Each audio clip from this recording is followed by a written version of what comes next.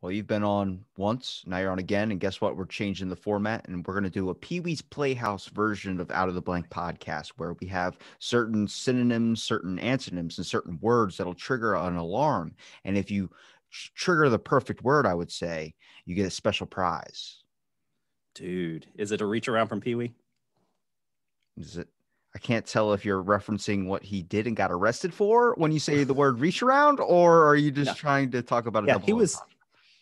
he was actually busted in an adult theater for spanking. We'll just put it that way, for flogging the dolphin, so to speak. Okay, that's a problem with our world then if a man can't go to an adult theater and be able to release himself openly. Well, I could argue both ways. I agree it's intended for that purpose.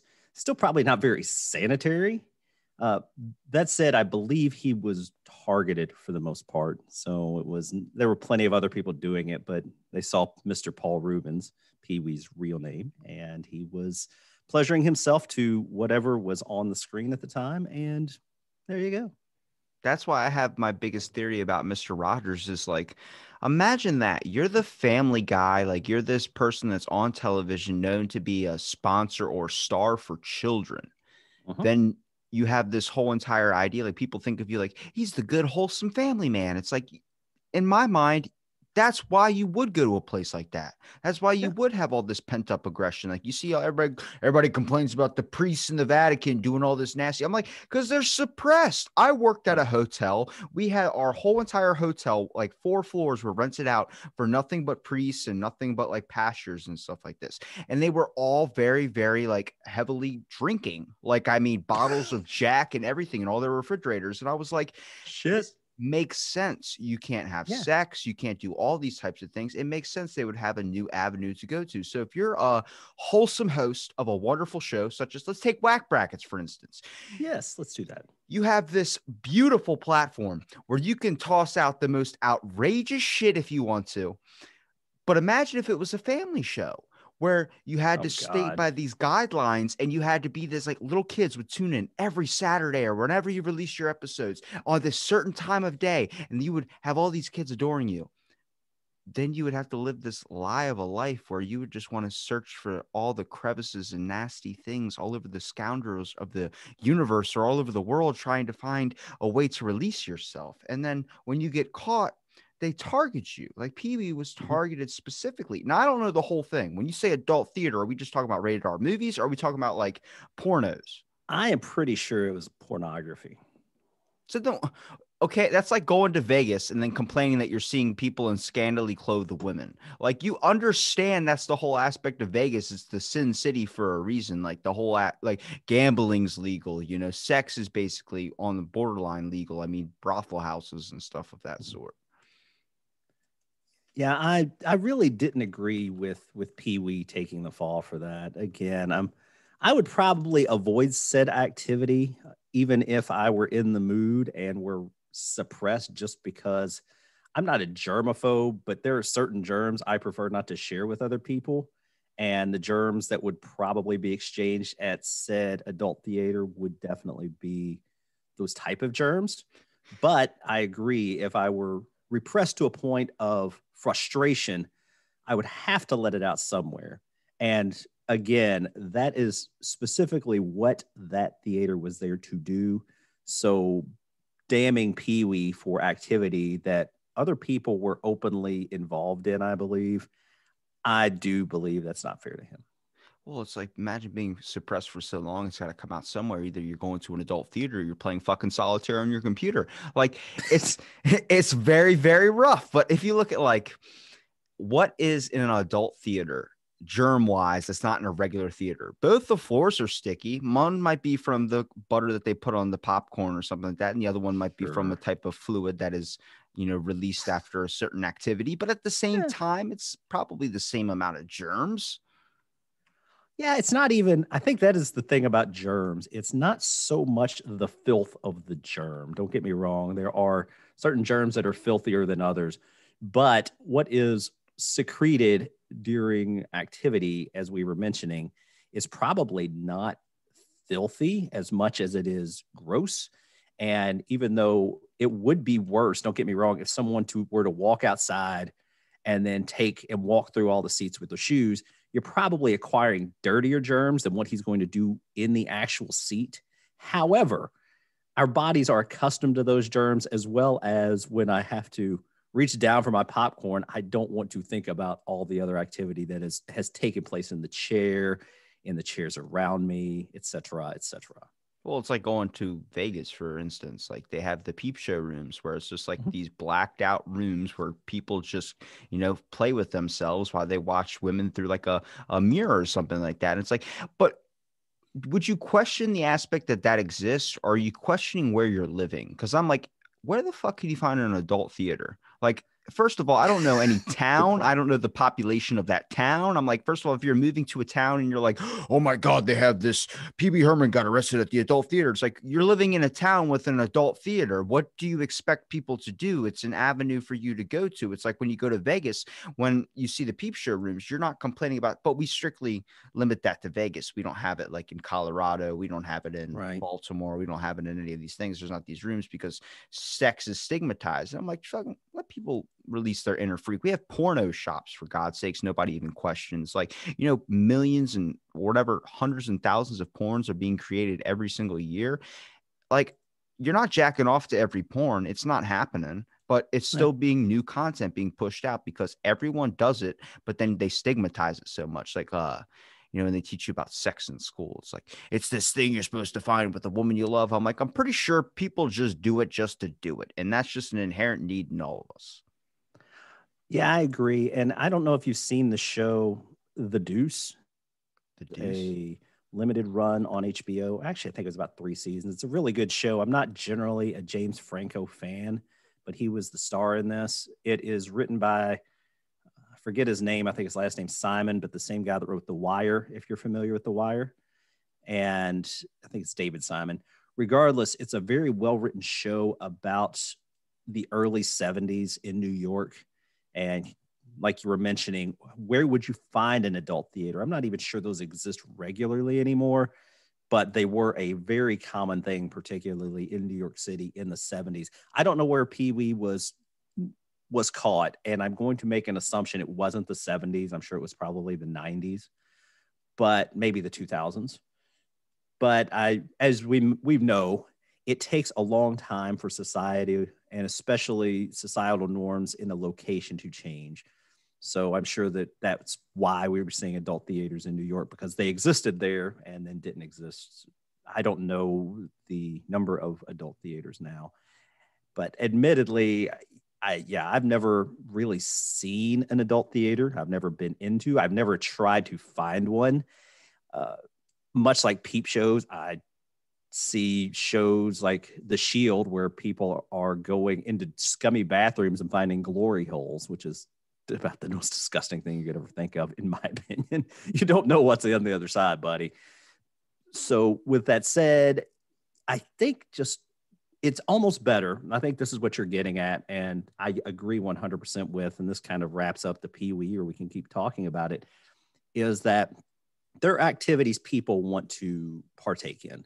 And if you give them avenues to partake in them, at least somewhat legally, in a way, that's a safer version of trying to find activity outside of the legal norms. A good example is prostitution. And let me put it this way, I'm not a fan of prostitution. However, I don't really have a problem with prostitution, much like OnlyFans. I'm not going to put out an OnlyFans page. Not only would no one visit that page, but it's just not in my DNA to do that. People that do it make money, more fucking power to you, man. Do what you do. If it doesn't bother you, and it shouldn't bother people what they do with their own time and their body and how they make those decisions, hey, more power to you. I said I joined porn if I didn't have anything going for me by the time I was 26. I'm still sticking to that rule. I mean, I had a interaction with my doctor. I don't even know if I should admit this on the thing, but when I was Go like for it. 17 years old, the guy was like, like you have a good body. I was like, thanks. So I was doing a physical, and I was like, thanks. And because I was kind of upset because I was dealing with some digestive issues and stuff with that sort of we Okay. talked about last time you were on. So I was like, when you Sure. get bloated and stuff, I'm a big fitness guy. So I'm like, I'm all about my looks. And he goes, you have a good body. Don't feel, bad just because you're bloated or something. I'm like, yeah, man, it's just hard. And he goes, you know what? I know I could get you into porn. And I'm like, what? I swear to you. And I was like, what? And he goes, well, I used to be involved in that industry before I became a doctor. And I was like, that's a big shift, man. He goes, not really. I still see people naked all the time. And I'm just like, I mean, I point on that, but I'm like, I'm only like 17. He goes, well, I mean, if you ever want to get into it, let me know. And I know some people that could find you good because I know people that like your look and everything like that. And I'm like, maybe not now, but if I don't have anything by the time I'm 26, then I'm 100% down. Because I mean, what's fame? It's that fame aspect of things. Like everybody wants fame, but imagine being so famous you can't go to a fucking adult theater without somebody picking and prodding you around. It's like same thing with like Leonardo DiCaprio. As soon as you see that guy on the street, everybody's like, oh my God, it's the guy from The Revenant. It's the guy from Titanic. It's the guy, and just list every single movie he's been in.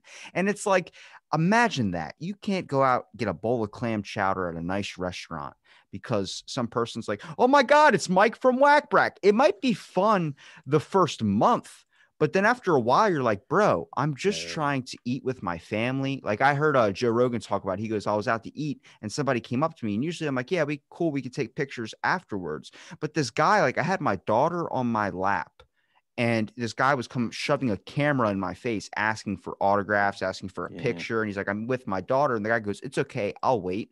And it's like that sense of like, know where the line is. But then it hits this other realm where you have to see the perspective of them being like, imagine meeting fucking your hero or someone that's super admiration in your eyes. And you see them random. You're like, I need to take a picture right now because if I don't do it now, it's never going to happen.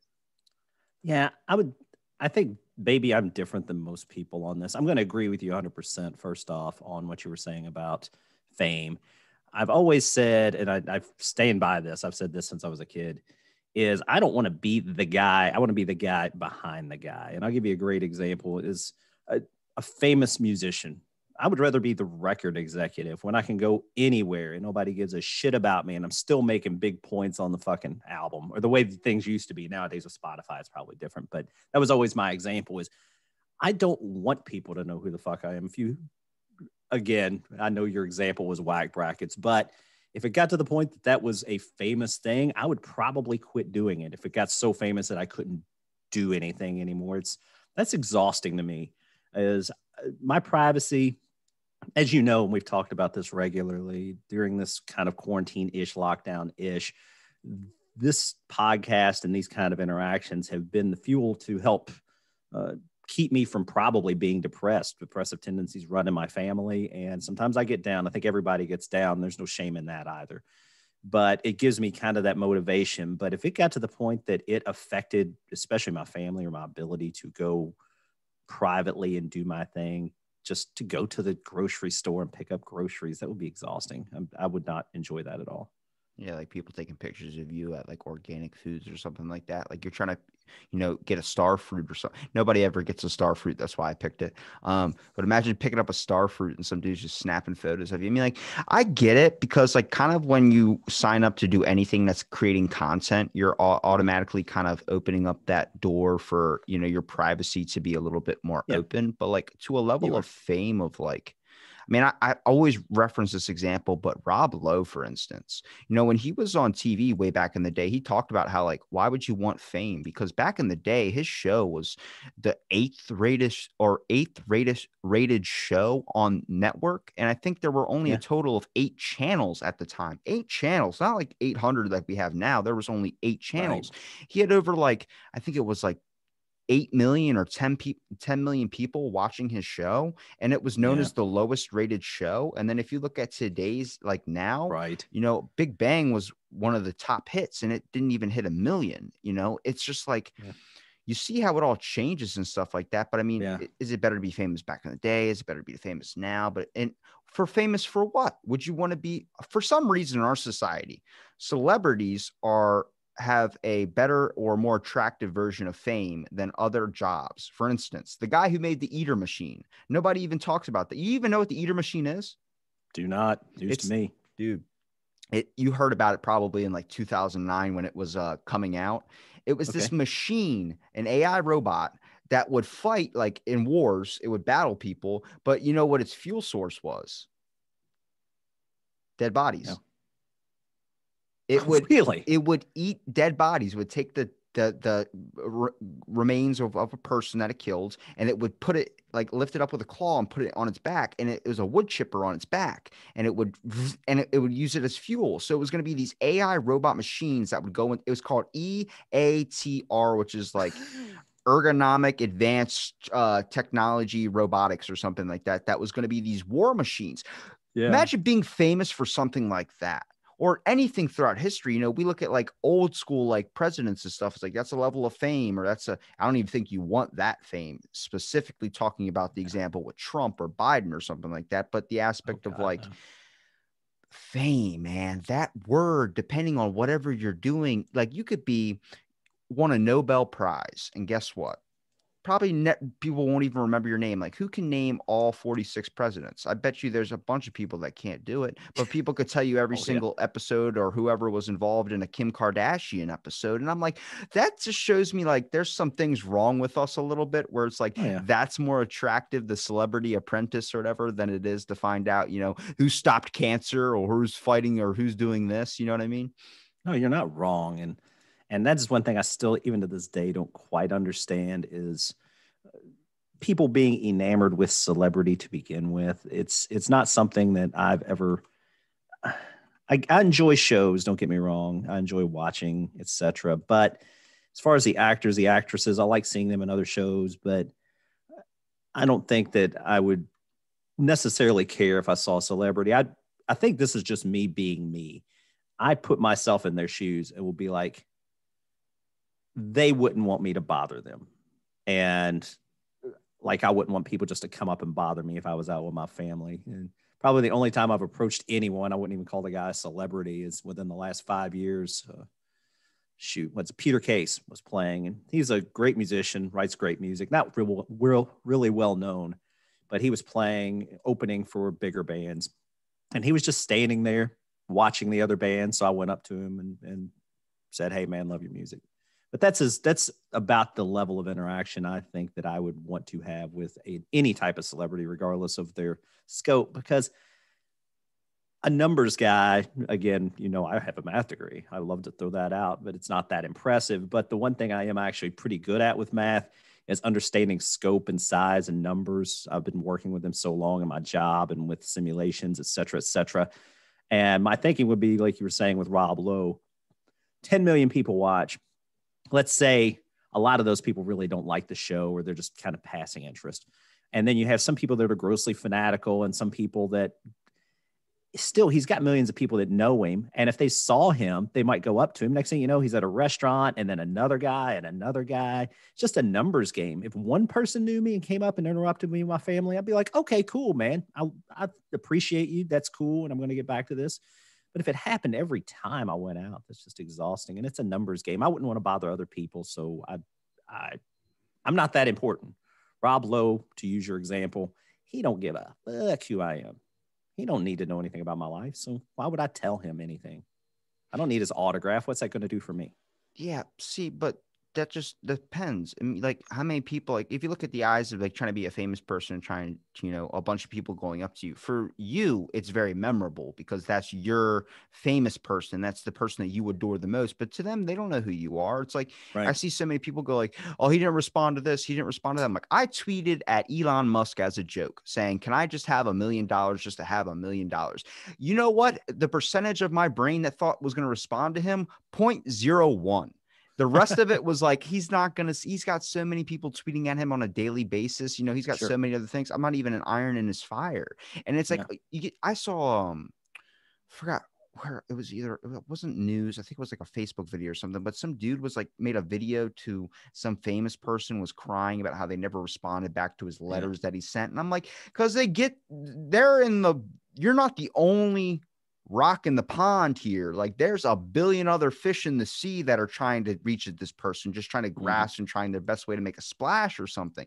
I'm like, that just gives me anxiety, because I think my biggest dream, or my, like, if you had to ask me what my dream house would be like in a log cabin somewhere, just like out in the middle of like a valley, like away from everybody, just being able to, like, yeah, I can talk to people through Zoom, sure, but being around them 24/7, even when I go to the store, I'm like, because like it's just, there's this monotony. It's like either people aren't paying attention anymore, people aren't doing these things. I don't want to get deep with it, but oh my God, it's like being around, imagine getting your face on a tabloid magazine. And I think that's where the evil started, because you would see like, oh, Jennifer Aniston pregnant again. You're like, I didn't even know she was pregnant the first time. And then you grab the magazine and it's like, they did it for a headline. So you'd pick it up and buy it. And I'm like, oh, I'm going to check this shit out in the store. Flip to page 63. You flip to page 63. Oh, this is nothing, man. She's not pregnant. She says, talk about how many babies would she have. Oh, okay. You morphed it around and made it a good, catchy headline. Imagine somebody did that to you. Mike from Whack Brackets, caught eating a double case burrito when he obviously said he liked chimichangas. And it's like, it's a big, like, that's news for people. That's like, that gets people's day started. Like, finally, I found a conspiracy, or I found something. And I'm like, man, there are so many better avenues with your time to be spending than focusing on what he's eating for lunch or what's his favorite breakfast burrito. Yeah.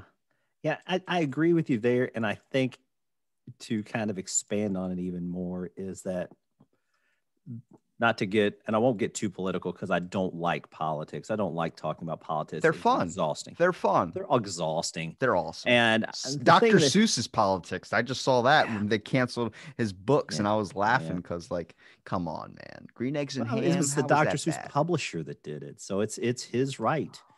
And I think, though, with politics, to expand on what you were saying about tabloids, and this is actually going to tie into something you mentioned earlier, and I was going to mention it earlier and I forgot, but you've kind of rekindled it. Originally, there was only so much entertainment that was on television. There were a few channels.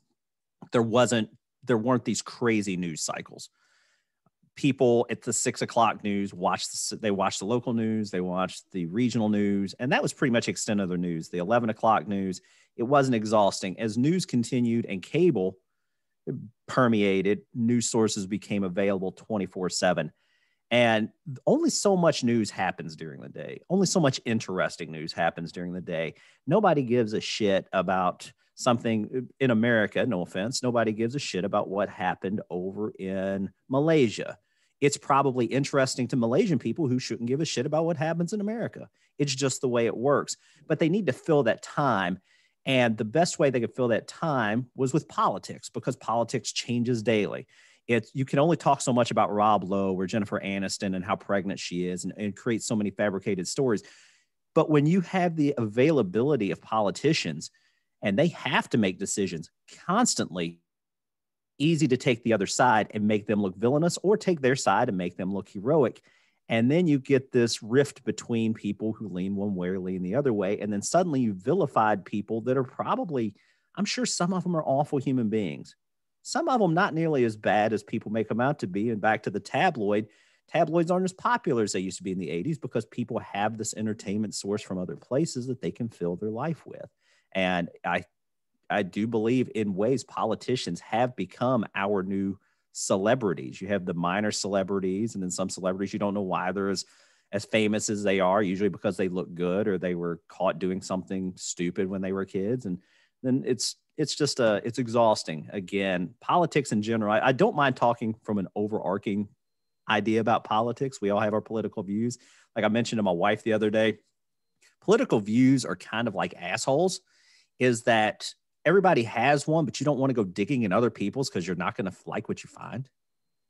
I like digging into other people's ideas of politics, because I'm not invested. I feel like when you're not either, when you're so heavily, because you understand it though. Cause like the factor is, when you get so invested in something like that, you're losing track of your own life. You know what I mean? Like, exactly. I think people take it to heart so much when it comes to, like, if you shit on their idea of what or who their president is, they take it as a personal investment of you shitting on them. And it's like, it goes down. I mean, I even see it when someone tries to get the upper hand by saying, oh, you're a liberal, that means you're a libtard or something like that. I'm like, yeah, exactly. bro, like, what are you doing, man? Like, it's just some It's dude's thoughts and opinions based on the perspective that he's really gotten from something. But like, even with politics, like, first of all, you said yeah. stupid things. I'm gonna say, here's a stupid thing for you. I had a dream that got shattered once, and this dream, yes, I'm calling my dream stupid, was to be a journalist. At like one point when I was like 15 or something, I was like, well, it'd be cool to go and find this story and write up an article, like Spider-Man type shit, like, and typing on an old typewriter with a cigar in your mouth, like, yeah, she. But then eventually I was talking to a journalist and they were like, everyone's a journalist now. And I'm like, what do you mean? He goes, any person that writes something on the internet's a fucking journalist. There's nobody who looks at a blog and they look at the first result and they click it. And whoever that author is, that person's a journalist. You can type up Hmm. anything and become a journalist. Now it's just lost meaning to the word of it now. But Hmm. trying to find truth is the meaning now. Like how many sites nowadays, like they had forgot who it was that was on CNN or whatever, and you're looking at them, you're like, oh my God, you really screwed up when that dude, they're pro this Democratic side, and then that dude said something, and now they're roasting him on the Democratic channel. You're like, oh my God, like Yeah. he obviously like, but it's a whole aspect of every entertainment source, anything we have with news, anything that comes in articles, it's like that person's side, whatever that person wants to roll up there. It's the same thing with Bill Cosby, for instance. He took out all of the little rascals, so you can't find it anywhere. And that's because he bought the rights to it and he owns it all. That's why you can't see it play anymore. He bought the rights to it and he locked it up somewhere. He did Really? it for racial reasons, but at the same time, it's an aspect of it's his now, and he just nope, no one else can see. It's just going to be for my eyes only. And it's like that works with anything. If I decided to take the McRib away forever, the owner of the McRib or whatever, that just means other people can't see it, other people can't have it because you choose. It's kind of gatekeeping in a way. That's the actual term Right. of it, is controlling it so other people can't use it, rather than when everyone online right now just uses gatekeeping like it's a fucking word like I or the, or they just toss it out every chance they get. And I'm like, there's a statistic for you. What's the statistic of people that use stupid words that they don't know what the meaning is? It's pretty high. Probably like 90% of the population. I would hope it's not that high, but it's definitely. And I think the other thing is unfortunately, some words are misused, and if you grew up hearing a word misused, then you're likely to misuse it. And what was the one that my parents used to use? I can't remember, but they would say something, and long story short is I was misusing it, and somebody would call me on it, and I was like, no, that's what it means. I looked it up, and sure enough, I was wrong. And then I was like, yeah, you know what? Maybe maybe I should learn the words I'm saying instead of relying on other people that, in my parents' case, love them, didn't go to college, and grew up in rural Kentucky. I just had a buddy of mine message me this morning. He was messaging me these phrases, and it was like, a straw breaks the horse's back, or whatever it is that the saying is. And he kept going with all these different sayings, and I just started tossing out random ones. I was like, a fork in the road is better than a spoon in the street. And he's like, that's a good one. Where'd you hear that? I'm like, I just fucking made it up. It's so easy to pick a phrase. That's because it's the same thing you can do with anything. Like when someone says, well, this actually means this and this actually means this. And it's like, you're just finding deep meaning and stuff to find a meaning to, which I'm not opposed to. I think that's the important of like why we even have religion. You're picking out a freaking thing talking about dudes split the seas and it's supposed to be the divide between good and evil. And I'm like, it's all your own interpretation of what shit means. I saw a butterfly cross this road one time. And I mean, I swear to you, I was driving, it went right past my windshield. I was like, I almost just crushed that butterfly. And then there was this come to God moment where I was like, that's all of us. We're just getting missed by that car. We're just making it through life and not even knowing all these things are going around us that could kill us at any moment. And then I was like, wow, like I had this like faith moment. And then a second later, I was like, man, if I would have splattered that fucking butterfly, I would think completely different. I'd be like, that's life. Life sucks. Everything dies. It's how it all goes. And it makes you really think on the grand scheme of things of like, what is getting you through the day? What are you building up in your mind that you need to say to yourself, or you need to do to yourself that is getting you to the next day, helping you go to sleep at night, helping you like deal with all the feelings that you're experiencing on a daily basis. And it's really weird how we're tending to neglect those on the aspect of where I think we're putting other people's emotions and other people's things that they do in our main view of things. We're leaving everything else in the rear view when it comes to our own lives. It's why so many people, like when they get older in their 50s or something, I never did what I wanted to do. It's like, yeah, because you kind of were too focused on what fucking Rob Lowe was doing. Yeah, people, they just deflect, and That I got guess deep it's quick, okay. dude. That got deep quick. Yeah, people like to deflect, and again, this is what people do with sports all the time. I'm a Saints fan, you can see over here, but I don't take it that seriously. I don't interrupt my day to watch a football game usually. I'd be like, okay, well, I like the Saints, they're on. I'll watch them, but if I got better shit to do, I got better shit to do. And it's kind of that way with a lot of television. The only time I really watch television, and I think we've talked about this, is that I obviously don't work out nearly as much as you do, not in nearly as good a physical shape, but I do try to work out daily, and I try to hit my elliptical machine for about an hour, 55 minutes to an hour.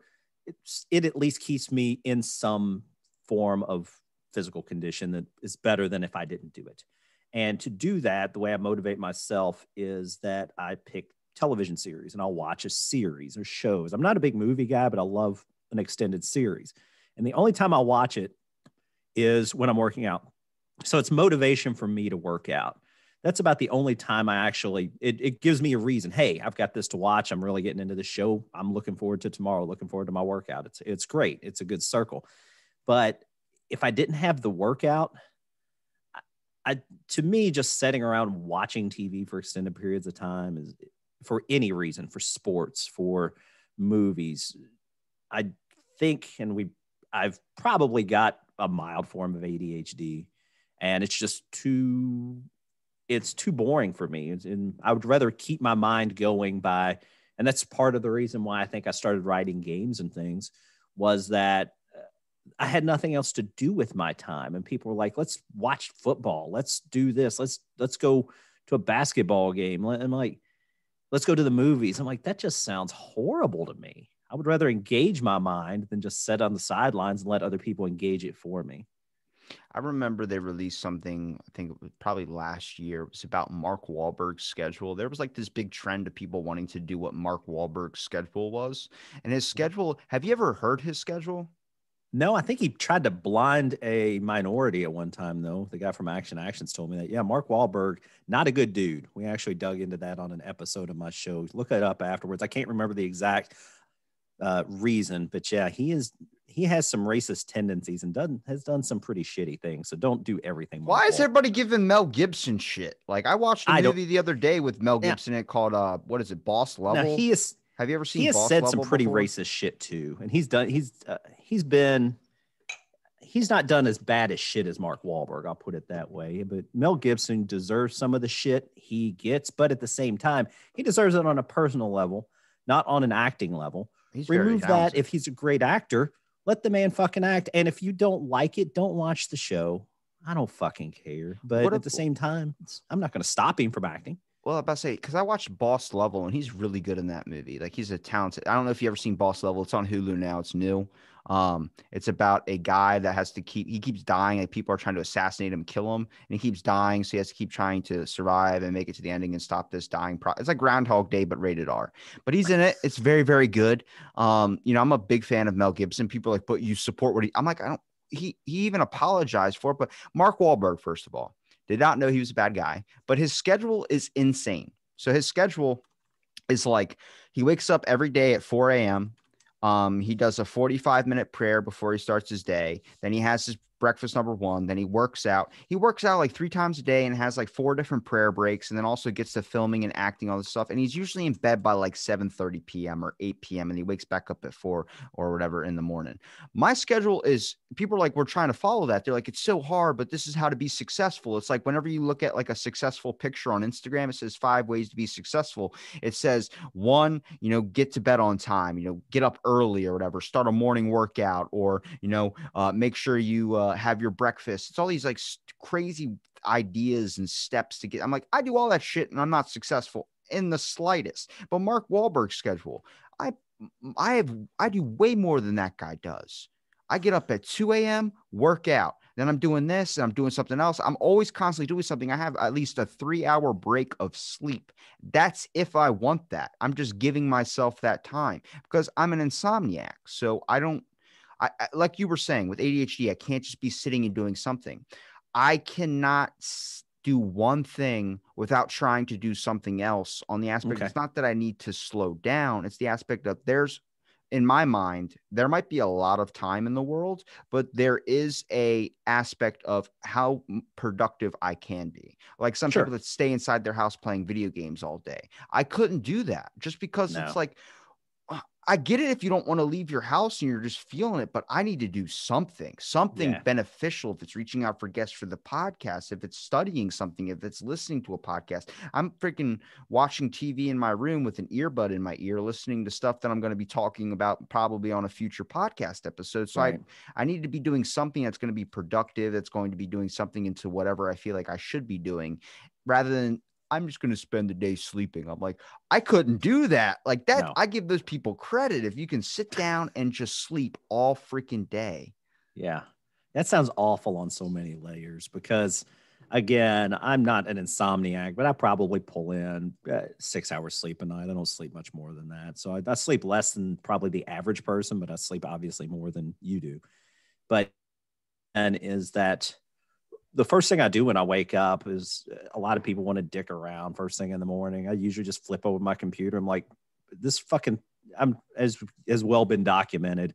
I'm working on my own game. I've been working on it for years and et cetera, and I'm trying to improve it. But I'm like, it's not going to write itself.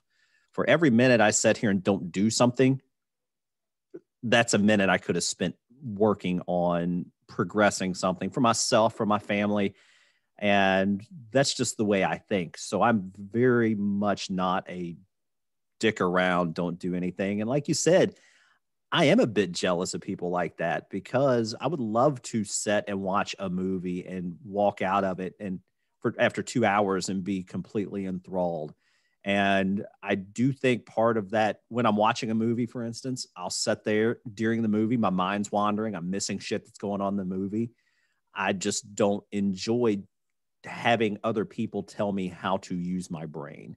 Now, I could be wrong on that. There are people out there, obviously, much more gifted than I am intellectually.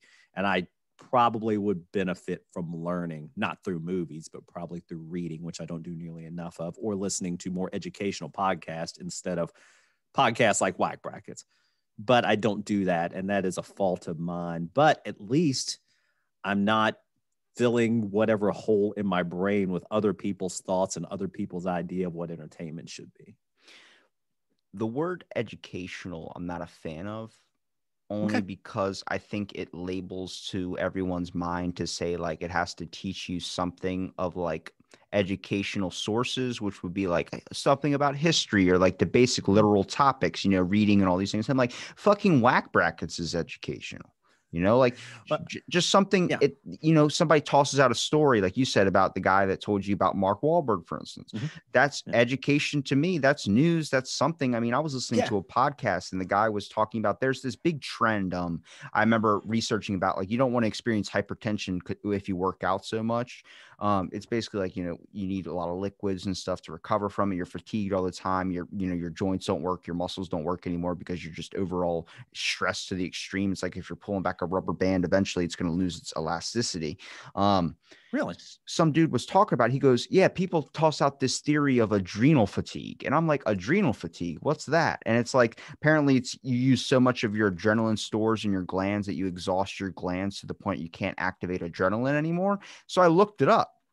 It's a real thing, but it's the only scientific thing I've seen that has a myth section to it where people are saying it's a myth. And I'm like, wait, if this is a scientific experiment in fact, how is there a myth part to it? Apparently, from the neuroscientist that I was listening to, he says that your adrenal glands are impossible to fatigue because there's enough adrenaline that can activate for 2 lifetimes. 2.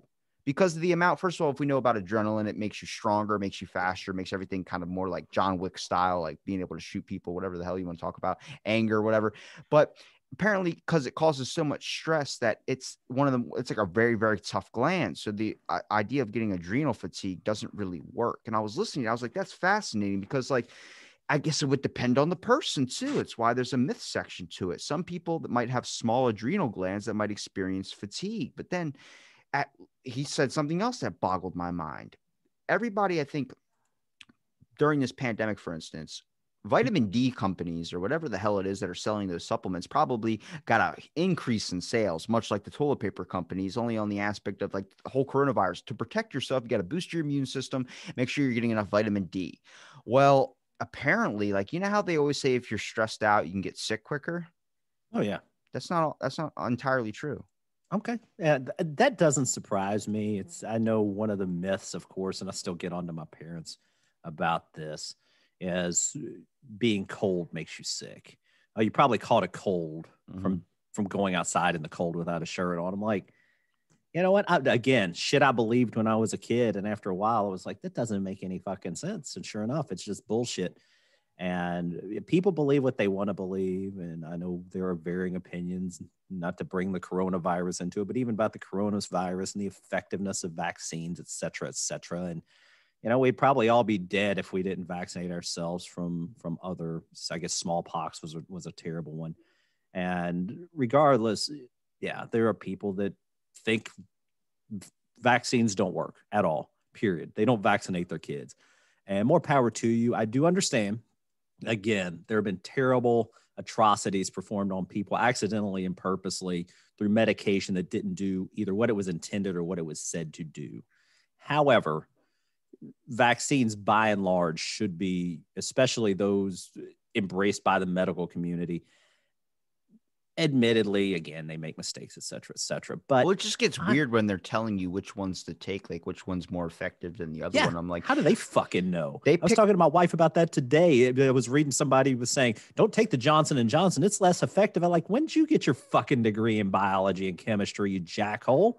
Well, what the fuck do you know? It was a trending article on Twitter. It said, like, now they're just saying, get any vaccine you possibly can, get every single one. And I'm like, what? Like, at this point, I'm like, okay, you were telling us before that you wanted to get this specific vaccine because it's known to be better. So we're not just getting another one, then having to get another one. Now you're like, take any one. Like it's like when you're at the grocery store and things are going on clearance, eventually they start tossing this shit at you. Like, take it, get it the fuck out, 20 cents. You know what I mean? I'm like, at this point, it's like, I'm starting to question it a little bit more. Now, for me, for instance, I'm not a big proprietor of the vaccine thing just because I feel like it's not ready yet. I just feel like that, you know, there's been some bad stuff that comes out, like much like any vaccine, but I'm more than exactly. If other people want to get it, go ahead. I don't care. I'm not going to stop you. I'm not going to fight this anti-vax fight. I'm just going to wait for it to be perfected. I've gotten shots before. I know there's that 0.1% chance that someone might experience something. And I know I fall in that 0.1% just because my luck in the world has not always been the greatest. So I'm like, fuck it. I don't want to, you know, have to work with one eye or, you know, my hand doesn't function normally anymore. It's like idle of hands. It keeps trying to kill me in my sleep or something like that. But that might not even be a problem since I'm an insomniac. So I might just, I can probably deal with that syndrome, but it's still an aspect of like, people are uniquely different. And when I heard him say that, like, stress is actually needed for your body's immune system, I was like, everything I've been told throughout my whole entire life is if you are stressed more, you get sick. And he talks about actually, if you're not stressed at all, then you get sick quicker. And actually, if you're too stressed, you can get sick as well. But the reason why stress is important to staying healthy or making sure you don't get sick is because it keeps your immune system on alert. It keeps it active. It keeps it going quicker. Usually when you see somebody take a day off, like have their, what they would call a me day, they tend to feel like shit. They're like, oh my God, I didn't realize how sick I was. It's not your body noticing these things. It's your body more on finding it's like, oh, we have a break period, and then it lets its guard down and focuses on other things, and that's when you can get sick quicker. But obviously too much stress can be causation to some other things that could pop up. You know, like I've experienced, I think mostly this past year, heavy amount of stress where my hairdresser was like, you got white hair going in. I'm like, are you fucking kidding me? Like, I don't even feel stressed. And they're like, well, you're stressed about something deep down that you're neglecting and looking at. I'm like, fuck, I don't know. Like, the price of cornflakes is too high, I guess. They raised it like 70 cents or something like that. I was like, are you shitting me? You think I wouldn't notice? Like, come on. Yeah, at least it's probably less stressful than the poor guy who likes grape nuts. Apparently, there's a grape nut shortage recently. Dude, they're God already knows why. $7 a box. I don't think For they grape need. nuts? That's what I'm saying. The fuck? Just go buy some aquarium gravel and eat that shit. It's about the same thing. That is literally what it is. It's literally a query. I like that though. I like a cereal that has some crunch to it. It's surprisingly not bad. I used to eat grape nuts, so when I eat cereal, no, it's not as bad as you'd think. It should be terrible, but it's not as bad as you think. My buddy David would be perfect for your show, but he does cereal reviews while high, and he just sent me a picture today of this shredded. It was shredded mini wheats, but it was meat. It was meat pie. That was the flavor of it. Meat or mince pie. That's what it is. Mince meat pie. And I was like, what the fuck is like meat and cereal should never be in the same sentence. And he goes, well, it's not what you think. It's not actual meat. It's like these types of spices and other things that are included in it. It's like a berry flavor and stuff like that. I'm like, it makes it a little bit better, but imagine selling like people. I know some buddy of mine posted like bacon cereal. You know how awesome that would be? I was like, that sounds fucking terrible, man. You don't want to put milk on meat. There's a whole, I don't think that there's a recipe out there that does that. The only time it's a fine line because you're starting to trend into an area. I don't think it's the bacon as much as it's the saltiness of bacon, because salty sweet is a flavor that I can get behind, such as my kids do this. And I did it when I was a kid, dipping fries in your milkshake. It's not so much the potatoes taste good in milkshake, but fries in general take on a lot of the flavor of what's around them. So you put them in the milkshake, you get the milkshake flavor, but you get the saltiness of the fry. Bacon has more flavor. But bacon is surprisingly good in things like donuts. And I've had a bacon. Yeah, you'd be surprised. Like a maple. I'm not a fan of donuts. Bacon. I'm not either. But from donuts I've had, maple bacon donuts are better than some of the real gross. I'm not an overly sweet guy. I think that's why I don't like donuts and things like that. Anything too sweet is too bad. I ruined myself because I ate clean for so long that there's no desire, no taste, no want of having that at all. Like I had my buddy, psychopath of a person. I was at his house the other day. The reason I say psychopath is because he does a lot of shit that I feel like is like weird. He puts ice in his glass of milk, and I'm like, the fuck? Like that's just the weirdest thing to see a grown man sip ice out of a cup with, or not ice, milk out of a cup with ice in it. Like when you hear the clank and you're like, he's got a milk mustache afterwards. I'm like, what the fuck? I've seen that, but yeah, it's questionable. But I haven't had it in so long that my body just has no desire to want it. Actually lost the taste for it. Where I even see it, I'm like, I'm good. You know, there are some things I still hold, like a Domino's pizza I could tear up at any minute. But on an aspect of like sweets, candy, I people that go, I can't survive without my one time Milky Way a week. And I'm like, you have one Milky Way a week. And like, I couldn't live without it. And I'm like, I couldn't even imagine having a designated candy that I need to have weekly to where I would want to do something like that. Nutter butter. I have no fucking a saltine. I'm okay with the saltine. Can we go there? Yeah, we've had the saltine discussion. 5-month-old saltines. Fucking good, man. Let me tell you something. Those things do not go stale. That's an apocalypse food for all those preppers out there that are doing the doomsday prepping. They've got a bunch of canned shit, so they're good to go. They don't need your saltines. Because here's the thing. I know you claim saltines will never go stale. At some point, a saltine will go stale. I promise you. It's like a Twinkie. It's like 20,000 years in the future. Yeah, well, I would argue. They just taste the same stale. That's it. They just don't. There's no flavor really. It's like a bland food. So like again, you get the flavor from salt. That's why the saltless saltines or like the saltless crackers are just awful. Don't tell me that. I just bought a box of those things. I thought they were the same thing. Oh God. There's the blue one, and then this one came in like a green one. I'm like, well, it says unsalted and it's 20 cents cheaper. I'm a cheap guy, so I'm like, fuck it. Let me. Great. Now I know what I'm going to tear into is going to be flavorless shit again. You know, it's just lacks salt. I'm a fan of salt. I used to eat too much salt. I've been trying to back off of salt just for the reason that I probably put it on everything, and now I don't. I'm trying to enjoy the flavor of the food a little more. But yeah, salt's great, and it just adds a salt flavor. I know it sounds as simple and plain as you could explain to somebody, but salt's pretty fucking good. I've never ever in my life, I think, dumped salt on top of food. Really? Okay. I don't know. I don't know why I haven't done that. I've done it with like pepper. I've done it with other like spice things, but like I don't know. It's not interesting to me. It's like when I see Yeah. some families, they're like, we had corned beef that was dipped in whatever the hell it was. I'm like, that sounds tasking. It sounds terrible. I'm like, I'm okay with, I make a bowl of rice in the morning and then I eat that throughout the day, maybe, and I eat a can of tuna. I'm like, I'm 100% fine with that meal. If somebody doesn't want to marry me because of that, that's okay. I don't even want to get married. Why would you want to split half your shit? You know what? I can say this as a guy that used to feel the same way as you did. And I've mentioned this on many an episode of many a podcast, probably too much. And people probably think I'm just sucking up. But I really enjoyed, I love my wife. She's great. And honestly, it's better to have her in my life than without. I've got my kids. And now, admittedly, she also makes more money than I do, which is a bonus. But that being said, it's great.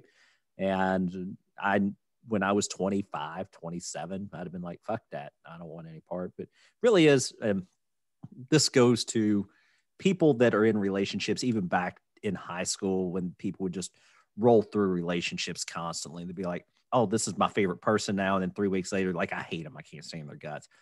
I think that happens, used to happen a lot more. I think people of your generation are getting wiser to it. But people just getting married because that's what was expected of them when they got 21. It was like, oh, if I don't get married by the time I'm 25, I won't find anyone. And at least I waited until I was 30. I really had no one before I met my wife that I would have wanted to spend the rest of my life with. But I think some people settle. And I think that that's when you get, marriage is great when it's done right, I think. And I've seen people that are probably happier than me and my wife, but most people are just angry and upset. And most of that stems from the fact that they should have just waited longer. They shouldn't have settled. I don't care. People change, man. Everybody's going to get uglier as they get older for the most part. You might lose weight. You might be in better shape. But by and large, shit's going to start settling. And it's just the way that it works. Are you a fan of Ben Shapiro? No. No, you're not a fan of Ben Shapiro? No. He said his dad gave him this advice about when to get married. He goes, you decide when you want to get married, and then you look for a girl. And he's like, and I was like, here, I was like, that's like the opposite of what everything tells you to. But his idea was like, you say, I'm ready to settle down. And then you actually look for qualities that are good for someone that you want to settle down with, things that you actually need rather than things that you want. Like, it made sense because if you look at the word beautiful, how many people toss out the word beautiful, but really they just want to get laid? You know, it's that whole aspect of saying hot. So it's like when you're looking for something, especially before you decide that you want to settle down, you're looking to have fun, you're looking at things that are hot. It's like the same reason why there's a rule that you should jack off before you go on a date or before you even make a move on a girl. So you're not just thinking with your lower head rather than the actual one that's on your body when it comes to above your shoulders. It makes sense in the grand aspect of things, but it's like, man, I'm so conflicted with marriage because I'm not a person that I think is ever going to get married. And I don't know if that might change when I have kids or something like that. But like, why do I need a legal contract from the state letting me know that I am in love with this person? Why can't I just, we're in love? You know, if you want to do this whole big show with it, I'm not a fan of those types of actions. Well, I can say this. Half my shit. I agree 100% with you about the big show. Is that my wife and I, instead of even buying an engagement ring, instead of having a large wedding, we were married. We took that money, we put it down on a house payment. We bought our first house together and we're married in our house. So instead of the pomp and circumstance that comes along with marriage, we did it because we wanted to. Now, that being said, I can understand your logic about why do you need a legal contract that says you're married, this and that. And I don't disagree with that. I just chose to do it, as well as there are tax benefits from being married. So from a financial perspective, it's more advantageous in some ways.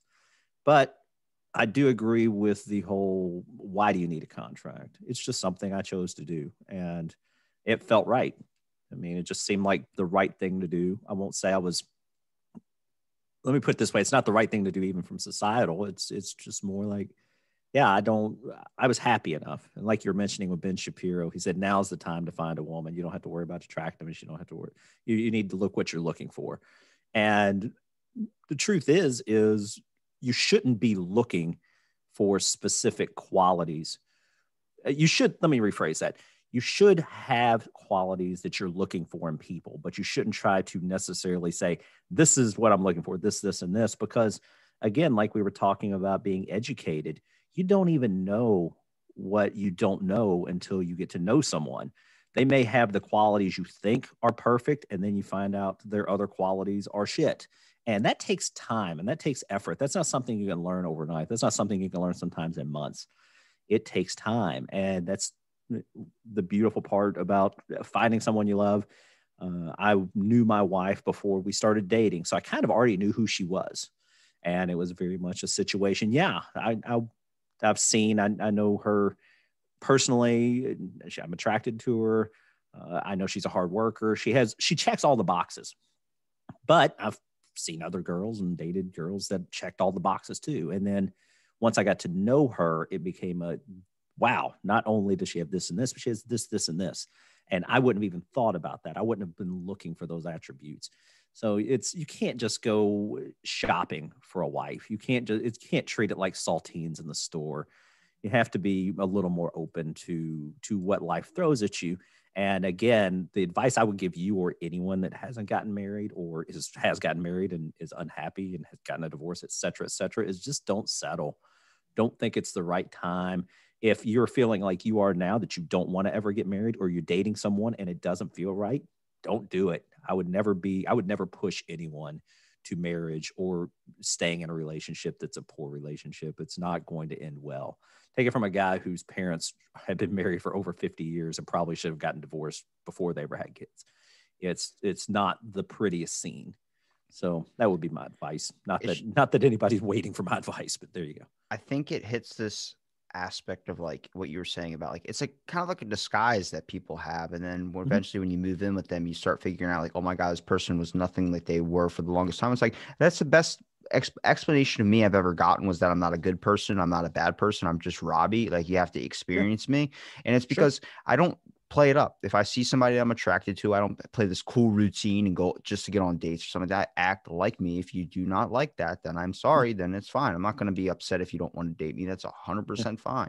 But it's like that with anything. Like I try my best to make sure, like I'm always just like, people go, are you the same person on your podcast that you are in real life? I can guarantee you I am 100% thinking outrageous shit 24/7. Oh, exactly. I'll be sitting there. I'm like, did you know? And then like somebody like, why the hell did you just say that? I'm like, I don't know. It's on my mind. And I can't stop thinking about like the eater machine. I brought that up at work and some dude's like, what? And I'm like, I don't know. People are making it. I want to talk about it. Like I want someone that's going to entertain me with those things, not just be like, okay, sure. And then walk away. I want someone that's going to, be like, yes, that's insane. But hey, we have 2 kids. Let's focus on the 2 kids right now. I'm like, I'm worried about their safety. What happens if they go to war and they're going to be eaten by a machine? And my whole bloodline's gone. And they're like, what? And I'm like, I don't know. Terminator style type shit. Yeah, you're 100% right. Again, not to keep bragging about my wife, people get sick of that. I know. And a lot of people joke. That's the one thing I don't joke about is my actual love for my family, because it's real. And I find it to be the most important thing I've ever done. But yeah, I was very lucky that I could do that stuff with my wife. We could talk about dumb shit. We had a podcast together that we need to get back to, but we have 20 episodes of a show called Only Stupid People. It's just us picking a topic and talking about it. It's about our childhood from the 70s or 80s, or things that we grew up with, things that have changed. And it's just us talking. It's maybe not the most interesting podcast to people, but we just decided to do it. And that's the kind of person she is. There's no veil, none of that. I did exactly what you said. Is I went in pretty much, I act the same way I act now at work, which has turned people off and probably kept me from getting promotions at times. But I'm the same person. I don't like to be someone that I'm not. I don't like to act that way. I've tried in the past. It doesn't work. You're probably lucky to have figured that out at a young age. I think that maybe when I was your age, I may have not been as open and honest as you were. About the time your age, I think I got around to it. But I can say, especially in my early to mid 20s, it was a struggle at times to figure out, I won't say who I was, but who I wanted to portray to be. And somewhere along the line, I realized the best person you can portray to be is the person you are. Kind of like the old, if you don't ever tell a lie, you don't have to remember everything about the story. You just tell the truth and the story never changes.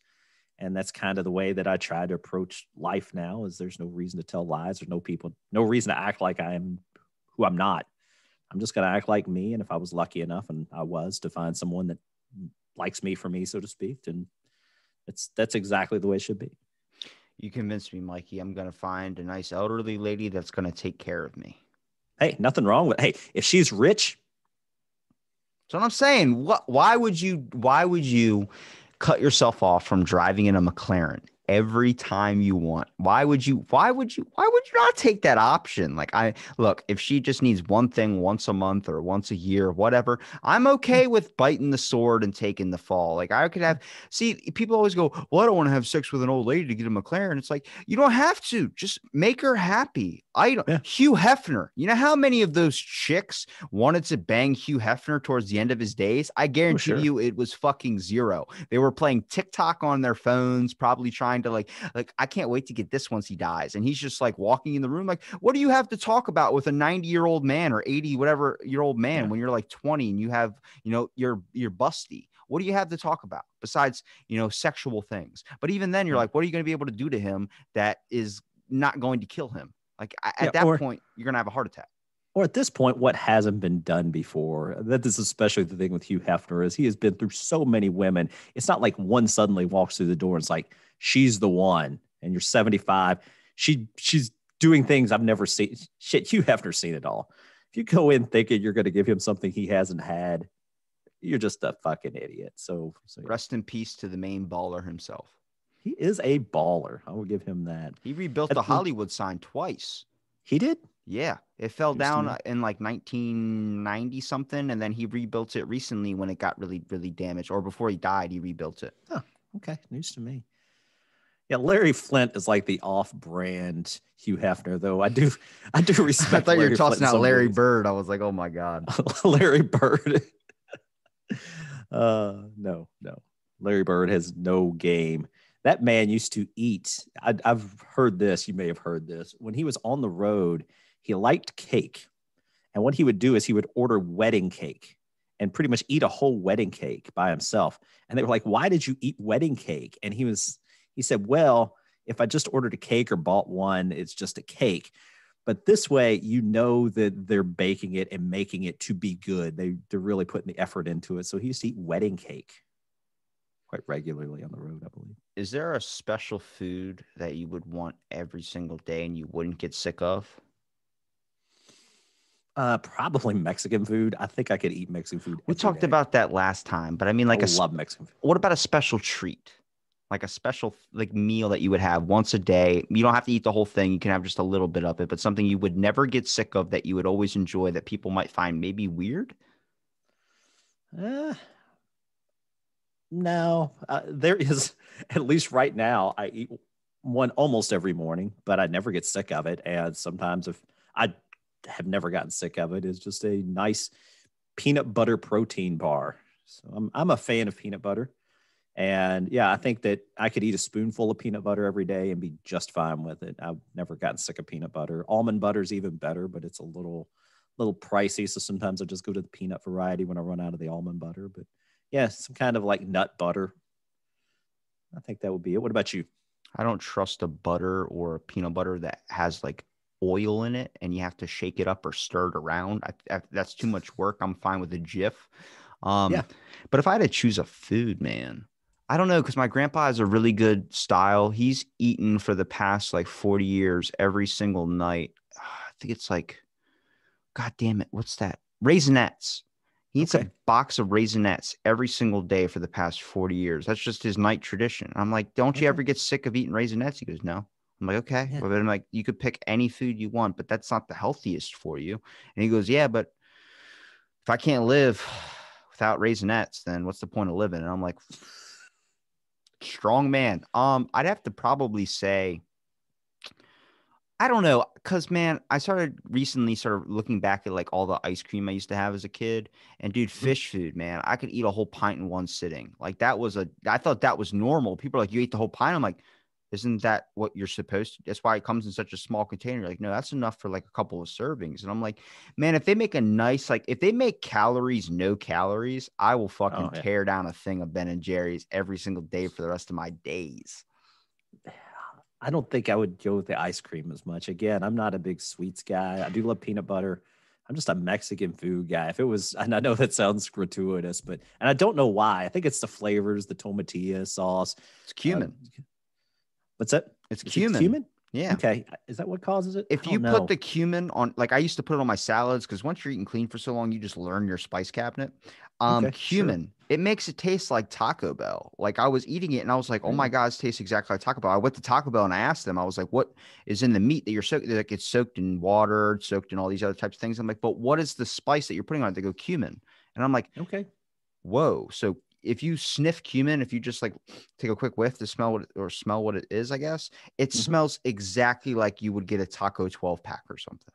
I would do that as soon as this episode is over. I think we have some cumin in the spice cabinet. Make sure it's not I'm like, cinnamon. no, no, not a cinnamon fan. But yeah, I might have to put some cumin. I have these factor meals, which are a little expensive, but they're kind of good. They send them to your house and you got to worry about what the fuck you eat. They just send them and you eat them. So depending on what I have, I do think I have some meat in one. I might try some cumin on it and spice things up a little bit.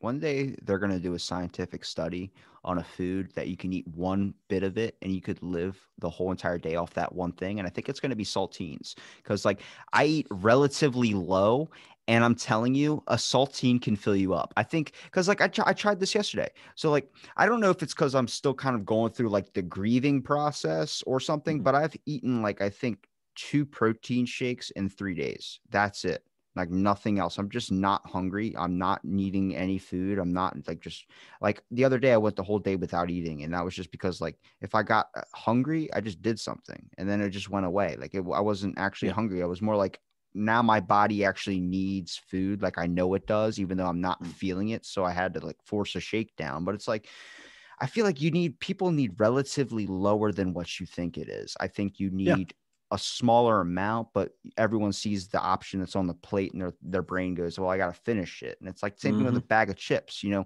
never just stop at a couple of chips. Usually people finish the whole bag or something like that. Yeah, there have been. I remember reading articles where guys are living off under 1,000 calories a day, and especially like bodybuilders when they go 400 under right here, bro. for shit. See, I couldn't imagine that, but it's pretty much been proven it can be done and in a healthy way. So I agree with you. I'm totally 100% in agreement that people eat way too much, and I'm guilty of it. I'm not casting judgment at people. I love what I eat, and sometimes I'm a huge fan. This is probably something else I could eat every day. I didn't even think about it. Is a good mac and cheese. Ah, If no, you don't like mac and cheese? do you put ketchup in it too? No. Sometimes I will put sriracha in it though. That's not bad. But ketchup Yeah, just like sriracha's dope. I don't like mac and cheese, but I like the sound it makes when you stick a spoon in it, and it makes that like that. You ever Yeah, see Pineapple Express where he sticks his hand in the mashed potatoes and mac and cheese? He goes, "Food's warm," and he just starts rolling his it's hands been a around in it. minute. I It's love been a that minute. that sound it makes when the fucking tip of the spoon digs right into the mac and cheese, like a archaeologist breaking in the first ground of dirt on his fucking research dig. Mac and cheese is mac and cheese is good, man. There's I, everything about it. That's I where we diverge, or that's where that's where our paths diverge. At least we got to the mac and cheese, and you stuck the spoon in it.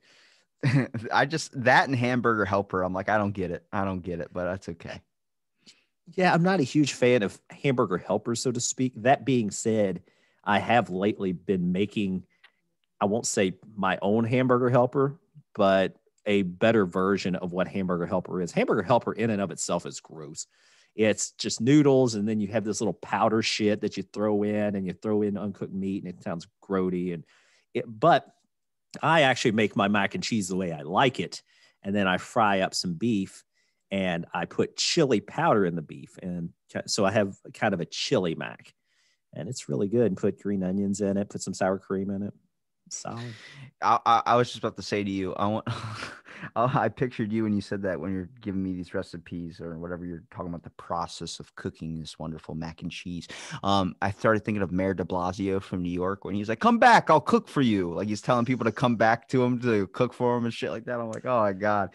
Honestly, I could do that. Like if I'm fine if I find somebody that wants to cook and make all these extravagant meals, but I'm also okay without it. I think it comes from Yeah, a point of sauna. like I actually admire cooking a lot because it is an art form, but at Mhm. the same time, it's just not one of those that are in my wheelhouse. Not like I want like I don't have the ability to do it.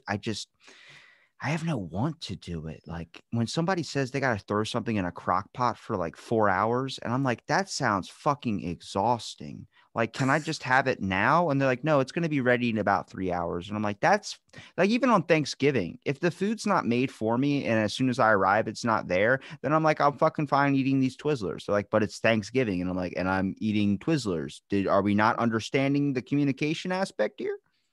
Yeah. I can say this. I agree with you about 98% on that. I know I sounded like I actually cook a lot. I don't. I barely cook. That's about the only thing I cook. I generally eat pre-formed meals, whatever I fucking get, I eat, and I'm fine with that. The crock pot, however, is actually very easy as long as it's literally you do it at breakfast. You eat your breakfast, then you throw the shit in the crock pot.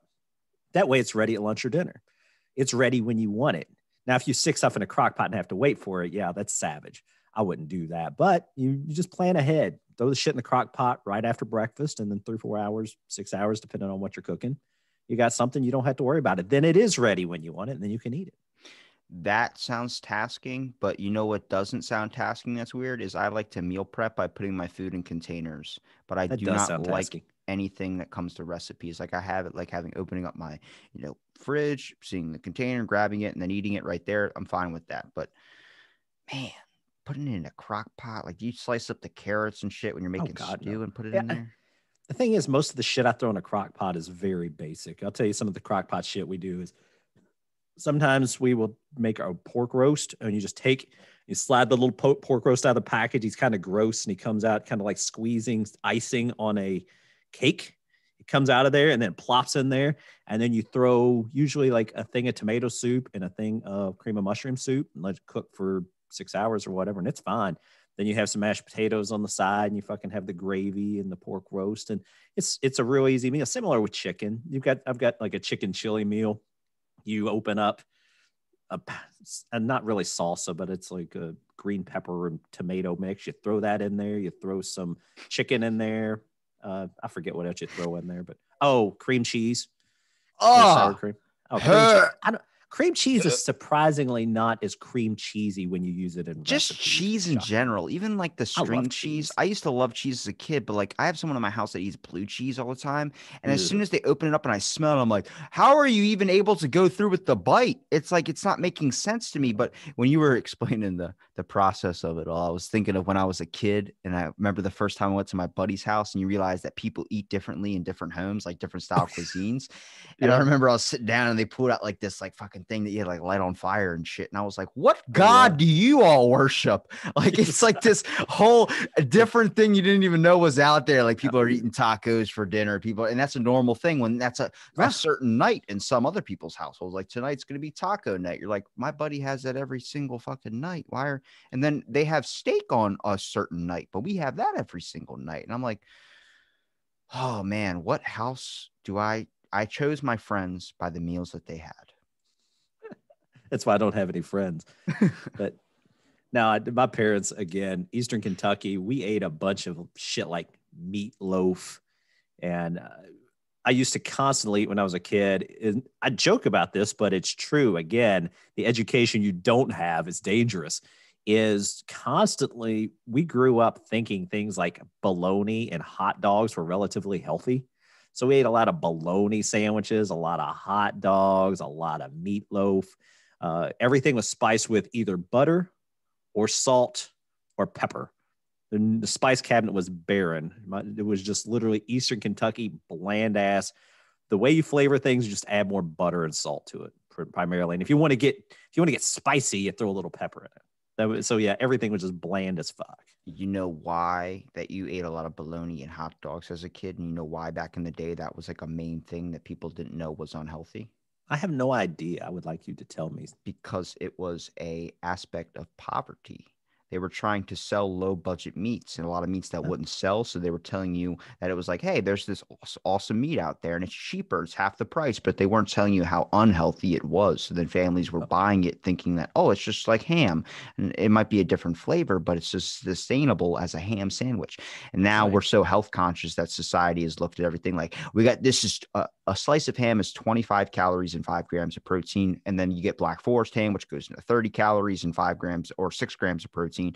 You know, it's all these different avenues and stuff. And I'm just looking at it all like, man, the amount of information that gets changed. One day we're going to have this diet trend, much like Atkins, where we're just going to start feeding off air. Like we're going to filter particles through our mouth that are going to taste like roast beef, like that whole thing. You know what I mean? Hey, that'd be genius if somebody could figure that out. Oh, and I got to tell you, 2 things I used to eat a shit ton of now that I don't eat hardly at all. One of them I won't touch now is Vienna sausage. It's about the grossest thing you can eat. I don't know if it's Vienna sausage or if it's Italian sausage, but one of those things I was very, very sick and somebody made in my house. And every time I smell it, I get the worst headaches. I have to lay down. I get sick to my stomach. The smell of it. Like I had somebody in my house when we got into a fight. I got like a little argument or whatever. I knew they were pissed at me because they made that. And I was fucking dying upstairs. I was like, all right, I get it. You fucking win. And like, you know, like, cause it was so bad. I'm going to guess that was Italian sausage because what Vienna sausage actually is it's a little container about this big and you peel the thing back and it's gelatinous. It's like this kind of gross jelly shit that keeps these little hot dog wiener things. And my dad used to eat all kinds of crazy shit, but I put hot sauce on those. My dad used to eat pickled pig's feet. And I used to eat, and I shit you not, I used to literally eat mayonnaise by the spoonful when I was a kid. I think I'm the only white person that doesn't enjoy mayonnaise. Mayonnaise, I don't like it too much. I get sick off of it quick. I'll go through months and months where I can't eat mayonnaise, and then I'll be like, I'll get some of this vegetable oil mayonnaise. It's not quite as grody, and I'll use it. And I was like, that's pretty good. That's pretty good. And then after about 2 weeks, I'll put it on my sandwich. I'm like, this is unedible. I can't eat this. So yeah, I just go through these phases. I agree with you. Mayonnaise is just gross. I don't enjoy it, but I'm entertained by it. I'm intrigued. I like to take a spoon and stick it inside the mayo, and then I like to grab it, and I like the sound it makes when it flings against like a window.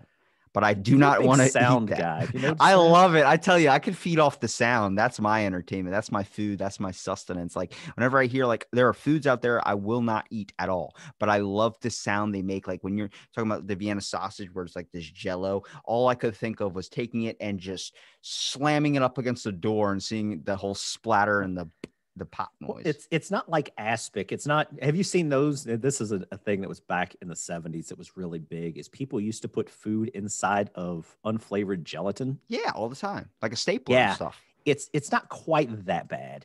It is, but the thing is it is kind of there's jelly around it, I guess, to keep it fresh or whatever. And when it comes out of the can, sometimes depending on how much jelly, it will make this really gross sound when it plops on the plate. Sometimes it doesn't. Sometimes the jelly's not as gelatinous. Sometimes it's like literally like petroleum jelly or something. It's just disgusting. It all goes back to Pee-wee's Playhouse. Magic sounds and random noises that occur. Oh, poor Pee-wee. Is he alive still? Yeah, I believe so. Okay, just making sure. Yeah, he had a resurgence recently, I think, where people kind of admitted and agreed that, yeah, we did Pee-wee wrong, and there was no reason to give him shit over that. So at least I think Pee-wee's gotten the love that he deserves again after a rough spell of getting vilified. The love that he deserves, not the love he wanted, because that's what condemned him in the first place. That's right. Right. I was wondering, I was like, every time I say something, that person ends up happening to be dead. Like, I was like, I just found out the other day Patrick Swayze was dead. I didn't know Patrick Swayze was dead. Oh, yeah. Yeah, he is dead. Family Guy told me that. I was like, all right, Family Guy, let me fucking Google this. And I Googled it. I was like, oh my God, Patrick Swayze's really dead. Yeah, I watched Roadhouse for the first time about 2 weeks ago. I never saw Roadhouse yet. I hadn't, and it was on sale for like $5.99 on Amazon. And it was one of those things where I was like, God damn, $5.99. I was mixing a podcast. Yeah, it's for sale. So you get it, you own it. It's not rentals are usually $3.99. So it's like $5.99.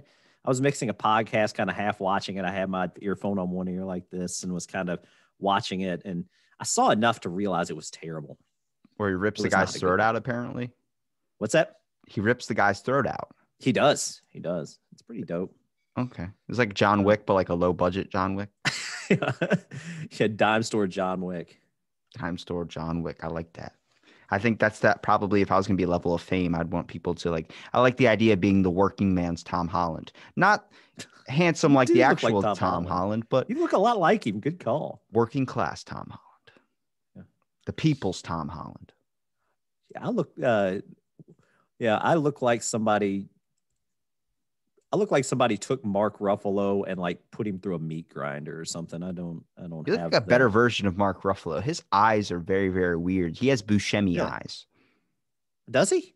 Yeah, like one's like think you're popped up.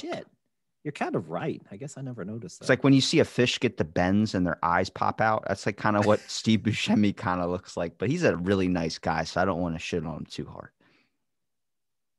Yeah.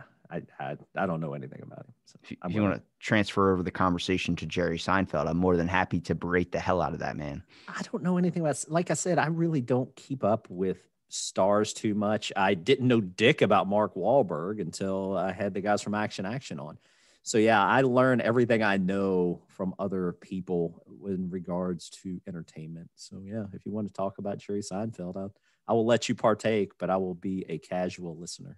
Well, you know what? We'll have you plug your show, The Amazing Show, okay. Whack Brackets, and then we'll wrap her up. And people can find your interesting show, talk about all the interesting things you talk about, like which fast food chain is the best, which one you wouldn't want to get into a knife fight with, which mascot or celebrity you think you could take down, and which one would you rather fuck? Yeah, it's I have an episode coming up this week where we do take on fast food mascots, I believe. And one of the questions is, which one is more likely to pull a knife out during a fist fight? So there you go. I love it how I just picked a random thing and you freaking have an episode on it. Yeah, it's actually releasing tomorrow. We recorded it a few weeks ago and it is releasing tomorrow with the guys from the Center Cut. So, but pretty much what I do is I just take random items, actually not so random. We'll take a topic and then we'll pick random items that relate to that topic. And then we just bracket them off using crazy questions, and it's just a fun time. It's not meant to be a heavy show, and you can find it on all of your regular podcasting platforms. It's Whack Brackets. You can reach me on the social medias at Whack Brackets just about anywhere, and you can send me an email to anything@whackbrackets.com. Tell me how bad I screwed up Rob's show today, or that you listen to Whack Brackets and I sound a lot more serious on this show than I do on Whack Brackets and I disappointed you. That's fine. Send it to Mike's an asshole at whackbrackets.com. You can send it to anything at whackbrackets.com. I will literally get it. So that's it. Well, but yeah, before I go, I do want to thank you, Rob. It's a pleasure to be on the Out of the Blank podcast. This is, like I said, a little more deep conversation, maybe the wrong word. It's deep at times. It's surface level at times. It's just a fun, casual conversation. And I'm amazed that you can pull this off as often as you do. You are the hardest working man in podcasting, as far as I can tell. Working man's Tom Holland. That's right.